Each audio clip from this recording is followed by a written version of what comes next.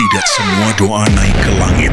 Sebagian justru turun ke tempat yang lebih gelap, tempat sesuatu menunggu untuk dipanggil. Mereka mengira sedang meminta rezeki, padahal tanpa sadar, mereka sedang menjawab panggilan. Dan saat doa itu terkabul terlalu cepat, itulah tanda pertama bahwa yang mendengar bukan Tuhan, melainkan Yuk absen dari kota mana saja. Kalian berasal dan dukung terus channel ini dengan cara like, comment, share, dan subscribe channel Misteri Senyap. Agar kalian tidak tertinggal cerita misteri di tiap malam Anda. Yuk dengar ceritanya. Tidak ada yang aneh dengan kedatangan Ustaz Rahman pada awalnya. Ia datang menjelang maghrib, mengenakan gamis putih yang tampak sederhana. Sorban kusam melingkar di lehernya, dan senyum yang membuat orang-orang desa merasa tenang tanpa tahu alasannya. Tak ada yang tahu pasti dari mana asalnya. Ia hanya berkata singkat, "Saya hanya singgah membawa sedikit ilmu." Desa Cipetir adalah desa kecil yang nyaris dilupakan. Sawah mengering, hasil panen sering gagal. Bain haceng warga menumpuk dari tahun ke tahun. Maka ketika seorang ustaz asing menawarkan pengajian rutin tanpa bayaran, warga menyambutnya seperti harapan yang turun dari langit. Pengajian pertama diadakan di mushola tua yang jarang digunakan selain sholat Jumat. Lampu neon menggantung redup, berkedip seperti napas orang sekarat. Malam itu, hujan turun rintik-rintik, seakan menahan sesuatu agar tidak keluar dari tanah. Ustaz Rahman tidak banyak berbicara soal surga dan neraka. Ia berbicara tentang ikhtiar, tentang bagaimana doa seharusnya tepat sasaran. Banyak orang berdoa, katanya pelan, tapi salah memanggil. Kata-kata itu membuat beberapa jamaah saling berpandangan. Ia lalu mengajarkan sebuah doa yang katanya hanya boleh dibaca setelah sholat malam, dalam keadaan sendirian, tanpa lampu dan tanpa suara keras. Doa itu pendek, tapi susunan katanya asing, tidak sepenuhnya berbahasa Arab, tidak pula bahasa daerah yang dikenal warga. Beberapa orang merasa dada mereka sesak saat mendengarnya. Yang lain merasakan hangat menjalar di telapak tangan, seperti sedang memegang sesuatu yang hidup. Ustaz Rahman memperingatkan satu hal, jangan dibaca jika masih ragu. Doa ini tidak suka keraguan. Kalimat itu terdengar lebih seperti ancaman daripada nasihat. Malam itu Pak Dharma, seorang pedagang kecil yang terlilit hutang, memberanikan diri mengamalkan doa tersebut. Ia mematikan lampu rumah, duduk di atas sajadah, dan mulai membacanya dengan suara bergetar. Di tengah bacaan, ia merasa ada yang berdiri di belakangnya. Napasnya dingin, sangat dekat. Namun saat ia menoleh, tak ada siapa-siapa, hanya bayangannya sendiri yang tampak lebih panjang dari seharusnya. Keesokan paginya, keajaiban terjadi. Dagangan Pak Dharma habis terjual sebelum matahari sepenggalah naik. Orang-orang datang membeli tanpa menawar. Bahkan seseorang yang sudah lama menghilang datang untuk melunasi hutangnya. Kabar itu menyebar cepat. Malam-malam berikutnya, semakin banyak warga yang mengamalkan doa bisikan itu. Dan setiap dari mereka merasakan hal yang sama. Rezeki datang terlalu mudah, dan rasa diawasi yang tak pernah pergi. Di mushola, Ustaz Rahman hanya tersenyum setiap kali mendengar cerita keberhasilan mereka. Tak ada yang menyadari satu hal. Setiap kali doa itu dibaca, suara jangkrik di desa Cipetir berhenti bersamaan seakan sesuatu sedang mendengarkan dengan sangat saksama. Perubahan di desa Cipetir terjadi begitu cepat, seolah waktu dipercepat secara paksa. Dalam hitungan hari, wajah-wajah yang biasanya muram mulai dipenuhi senyum. Warung-warung kecil yang dulu sepi kini ramai pembeli. Sawah yang sudah lama kering mendadak dialiri air entah dari mana. Bahkan beberapa warga menerima uang dari orang-orang yang sudah bertahun-tahun menghilang tanpa kabar. Semua orang menyebutnya berkah. Pak Dharma kini tak lagi duduk termenung di depan warungnya. Setiap pagi ia menghitung uang dengan tangan gemetar, bukan karena takut, tapi karena tak percaya. Namun setiap malam, saat ia menutup mata, mimpi yang sama selalu datang. Ia berdiri di sebuah ruangan luas tanpa dinding. Lantai hitam berkilau seperti basah oleh sesuatu yang kental. Di hadapannya berdiri sosok tinggi berjubah gelap. Wajahnya kosong seperti kain yang ditarik terlalu kencang. Sosok itu tidak berbicara, namun Pak Dharma tahu persis apa yang diinginkannya. Ingat janji, ia terbangun dengan napas terengah dan punggung basah oleh keringat. Anehnya, rasa takut itu selalu menghilang saat pagi. Datang digantikan oleh kemudahan hidup yang membuatnya lupa. Bukan hanya Pak Dharma, Bu Rini, janda dengan 3 anak, bermimpi mendengar suara orang memanggil namanya dari bawah kolong rumah. Pak Hendra, yang mendadak diangkat menjadi mandor proyek, melihat bayangan berdiri di sudut kamarnya setiap pukul 3 pagi. Mereka semua datang mengadu pada Ustaz Rahman. Namun Ustaz itu hanya mengangguk pelan. Rezeki memang menguji iman, katanya. Yang penting, jangan berhenti membaca doanya. Anehnya, setiap kali doa itu dibaca ulang, mimpi buruk mereda, dan rezeki kembali mengalir lebih deras, seakan sesuatu sedang ditenangkan. Sementara menunggu waktu yang tepat, Faris, santri muda yang sering membantu di mushola, mulai merasa ada yang janggal. Ia memperhatikan bahwa setiap jamaah yang mengamalkan doa itu mengalami hal serupa. Ini DKT makin kaya, tapi semakin mudah marah, mudah lupa salat, dan jarang menyebut nama Tuhan selain dalam doa itu. Suatu malam, Faris mencoba berjaga di mushola setelah pengajian selesai. Saat semua lampu dimatikan, ia mendengar suara lirih, seperti bisikan yang diulang-ulang dari berbagai arah. Doa yang sama, tapi tidak keluar dari satu mulut. Ia menyalakan senter. Tak ada siapa-siapa. Namun di lantai mushola, bekas sujud terlihat hitam, seolah terbakar perlahan dari dalam. Bekas itu membentuk pola melingkar, mirip simbol yang tak pernah ia lihat dalam kitab manapun. Saat Faris melangkah mundur, suara bisikan itu berhenti bersamaan, digantikan satu kalimat yang membuat darahnya membeku. Rezeki sudah diambil, sekarang giliran bayaran. Malam itu, untuk pertama kalinya sejak Ustaz Rahman datang, Faris tidak bisa tidur. Dan di luar rumahnya, suara langkah kaki mondar-mandir terdengar hingga menjelang subuh, berhenti tepat ketika azan pertama berkumandang. Permintaan pertama datang tanpa peringatan. Pagi itu, Desa Cipetir dikejutkan oleh jeritan dari rumah Bu Rini. Warga berhamburan datang dan menemukan perempuan itu terduduk lemas di lantai, memeluk baju sekolah anak bungsunya yang masih basah oleh darah. Anaknya hilang, tidak ada tanda penculikan. Pintu rumah terkunci dari dalam, jendela masih dipalang, namun di bawah kolong rumah, tanah yang biasanya keras tampak ambles.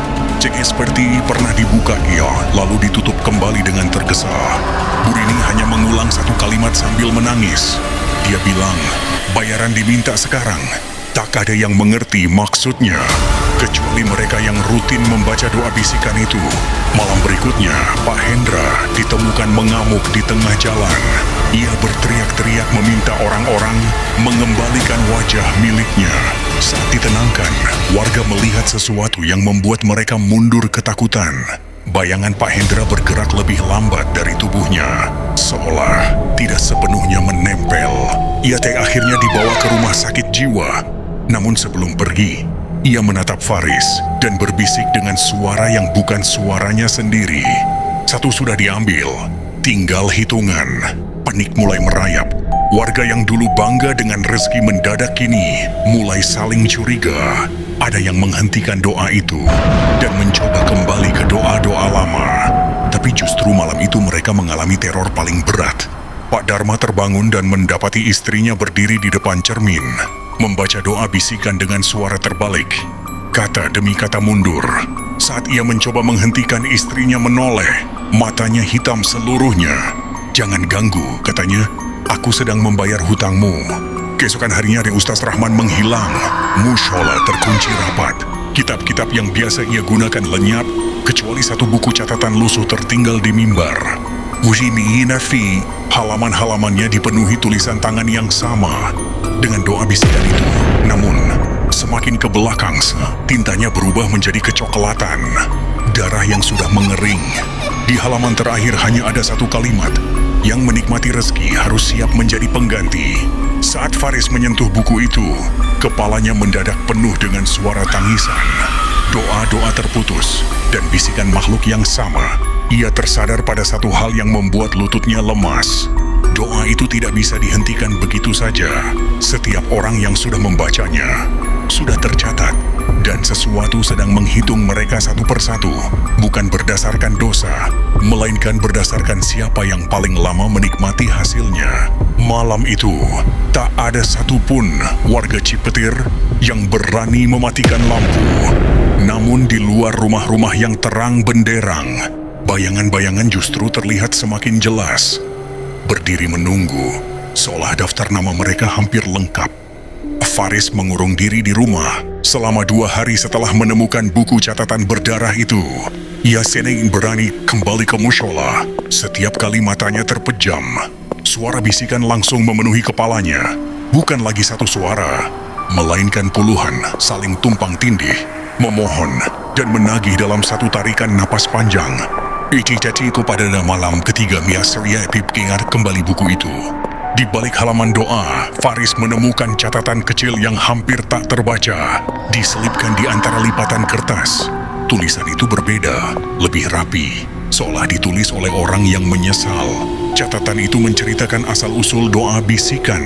Puluhan tahun lalu, Desa Cipetir pernah mengalami paceklik parah. Seorang tokoh agama dari luar desa datang menawarkan jalan pintas. Doa yang sama, janji yang sama, rezeki yang mengalir deras. Namun setiap keberkahan selalu diikuti kematian yang tak wajar. Anak-anak menghilang, orang-orang berubah gila, dan mereka yang bertahan hidup menjadi pengikut setia, bukan kepada Tuhan, melainkan kepada makhluk yang mengaku sebagai penjaga rezeki. Makhluk itu bukan jin biasa.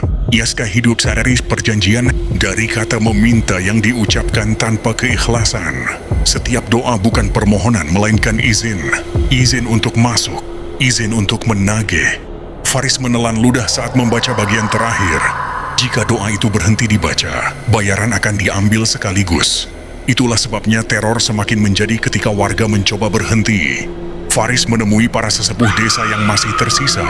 Dengan wajah pucat, mereka mengakui semuanya. Ritual itu pernah diputus, tapi hanya dengan satu cara, menyerahkan seorang penutup.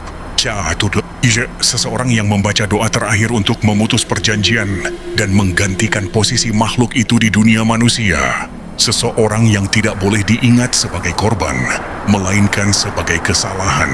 Saat Faris keluar dari rumah sesepuh, ia melihat sesuatu yang membuat dadanya sesak. Di sepanjang jalan desa, bayangan warga berdiri terpisah dari tubuh mereka, menatap ke arah mushola. Bayangan itu tidak bergerak, seolah menunggu satu komando. Dan dari arah mushola tua yang kini gelap, Faris mendengar suara langkah kaki. Pelan, berat, teratur. Sosok berjubah gelap muncul dari kegelapan. Wajahnya tetap kosong, tapi kini suaranya terdengar jelas, bergetar. Seperti tinggi banyak lidah berbicara bersamaan. Waktunya hampir habis. Faris menyadari satu hal pahit. Makhluk itu tidak marah. Ia hanya menagih apa yang sejak awal sudah dijanjikan. Dan desa Cipetir tidak punya banyak waktu sebelum semua bayaran diambil sekaligus. Azan subuh belum berkumandang ketika Faris berdiri di depan mushola tua. Bangunan itu tampak lebih gelap dari biasanya, seolah cahaya enggan mendekat. Pintu kayunya terbuka sedikit, berderit pelan seperti napas terakhir orang yang sekarat.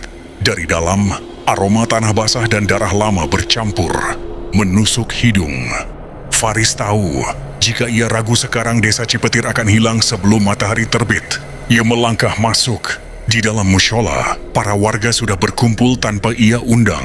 Mereka berdiri kaku, mata kosong, bibir bergerak membaca doa bisikan. Dengan suara nyaris tak terdengar, bayangan mereka berdiri terpisah, menghadap ke arah mihrab.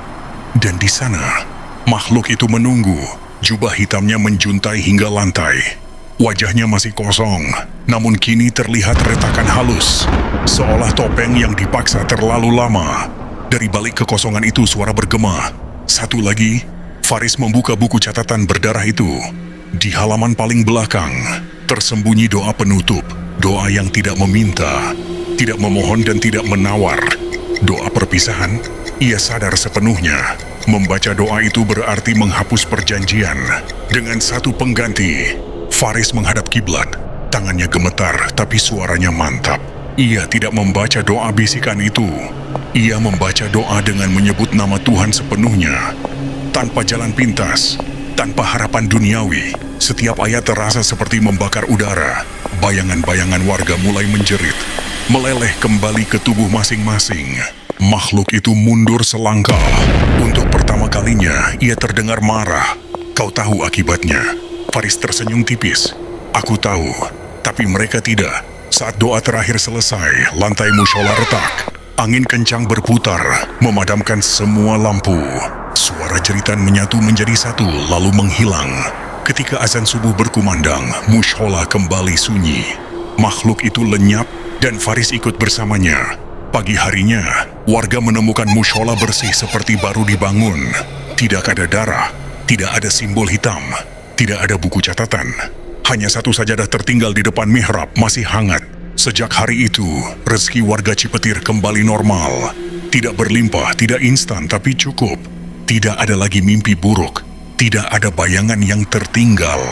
Namun setiap malam Jumat, tepat setelah sholat Isya, terdengar suara doa dari arah mushola. Bukan doa bisikan, doa yang benar. Dan warga tidak pernah berani menoleh ke arah sajadah kosong di depan mihrab. Yokanet Cipetir tahu, seseorang masih bersujud di sana, memastikan tidak ada doa yang salah lagi dipanjatkan.